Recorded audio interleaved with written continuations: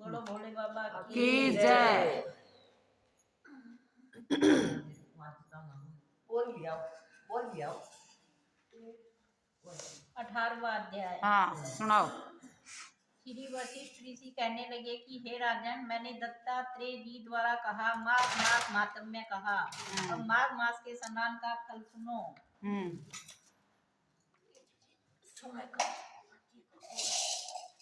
हे परम तप, माघ स्नान सब यज्ञों व्रतों और तपों का फल देने वाला है। माघ मास स्नान करने वाले स्वयं तो स्वर्ग में जाते ही हैं, किंतु उनके माता पिता दोनों के कुलों को भी स्वर्ग प्राप्त होता है। जो माघ मास में सूर्योदय के समय नदी आदि में स्नान करता है, उसके माता पिता के 7 कुलों की पीढ़ी स्वर्ग को प्राप्त होती है। माघ मास में स्नान करने वाले दुराचारी और कुकर्मी मनुष्य भी पापों से मुक्त हो जाते हैं और इस मास में हरि का पूजन करने वाले पाप समुदाय से छूटकर भगवान के सदृश शरीर वाले हो जाते हैं। यदि कोई आलस से भी माघ में स्नान करता है, उसके भी सब पाप नष्ट हो जाते हैं। जैसे गंधर्व कन्याएं राजा के श्राप से भयंकर कल को भोगती हुई लोमश ऋषि के वचन से माघ में स्नान करने से पापों से छूट गई। यह वार्ता सुनकर राजा दलीप विनय से पूछने लगा कि हे गुरुदेव, ये कन्याएं किसकी थी? उनको कब और कैसे श्राप मिला? उनके नाम क्या थे? ऋषि के वाक्य से कैसे श्राप मुक्त हुई और उन्होंने कहाँ पर स्नान किया? विस्तार पूर्वक सब कथा कहिए। वशिष्ठ जी कहने लगे कि हे राजा, जैसे अरणी से स्वयं अग्नि उत्पन्न होती है, वैसे ही यह कथा धर्म और संतान उत्पन्न करती है। हे राजन, सुख संगीत नामक गंधर्व की कन्या का नाम विमोहिनी था। सुशीला तथा स्वर वेदों की सुमरा, चंद्रकांत की सुतारा तथा सुप्रभा की कन्या चंद्रिका, ये 5 सब समान आयु वाली तथा चंद्रमा की जैसी कांति वाली और सुंदर थी। जैसे रात्रि को चंद्रमा शोभायमान होता है, वैसे ही पुष्प की कलियों के समान खिली हुई ये अप्सराएं थी।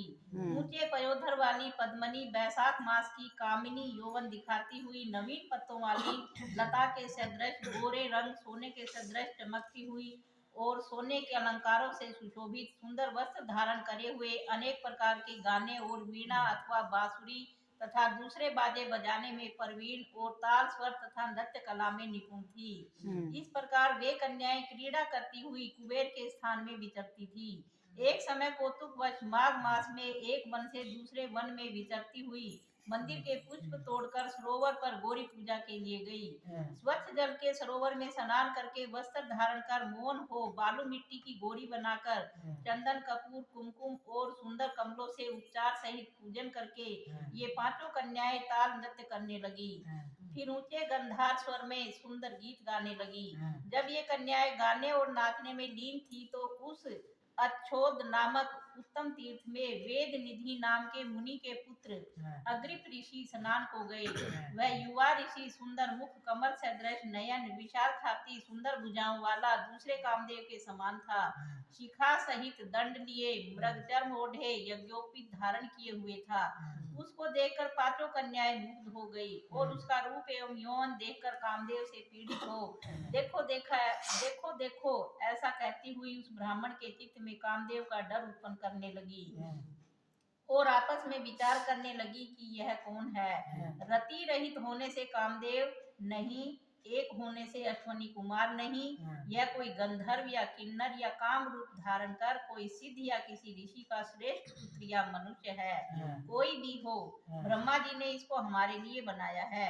जैसे पूर्व कर्म के प्रभाव से संपत्ति प्राप्त होती है, वैसे ही गौरी जी ने हम कुमारियों के लिए श्रेष्ठ वर दिया है और आपस में यह तुम्हारा वर है या मेरा अथवा सबका, ऐसा कहने लगी। जिस समय उस ऋषि पुत्र ने अपनी मध्याह्न की क्रिया करके ऐसे वचन सुने, तो वह सोचने लगा कि यह तो बड़ी समस्या उत्पन्न हो गई। ब्रह्मा विष्णु महेश आदि देवता तथा बड़े योगीश्वर भी स्त्रियों के भ्रम जाल में मोहित हो गए हैं। इनके तीक्ष्ण बाणों से किसका मन रूपी हिरण घायल नहीं हो सकता। जब तक तक नीति और बुद्धि रहती है तब तक पाप से भय रहता है। जब तक तप की गंभीरता रहती है यम निधि का पालन होता है। तब तक मनुष्य स्त्रियों के काम रूपी बाणों से बिंधा नहीं जाता। ये मुझे उन्मत्त और मुग्ध कर रही हैं। किन गुणों से धर्म की रक्षा हो सकती है? स्त्रियों के मांस, रक्त, मल, मूत्र से बने घृणित और अशुद्ध शरीर में कामी लोग ही सुंदरता की कल्पना करके रमण कर सकते हैं। शुद्ध बुद्धि वाले महात्माओं ने स्त्रियों के पास रहना कष्टकारक कहा है। सो जब तक यह पास आवे घर चले चलना चाहिए। अतः जब तक वह उसके पास आई वह योग बल से अंतर्धान हो गया। ऋषि पुत्र के ऐसे अद्भुत कर्म देखकर वह चकित होकर डरी हुई चारों तरफ देखने लगी और आपस में कहने लगी यह क्या इंद्रजाल था जो देखते देखते विलीन हो गया। और वह विरह की अग्नि में जलने लगी और कहने लगी कि हे कान, तुम हमको छोड़कर कहाँ चले गए? क्या तुमको ब्रह्मा ने हमको विरह रूपी अग्नि में जलाने के लिए ही बनाया था?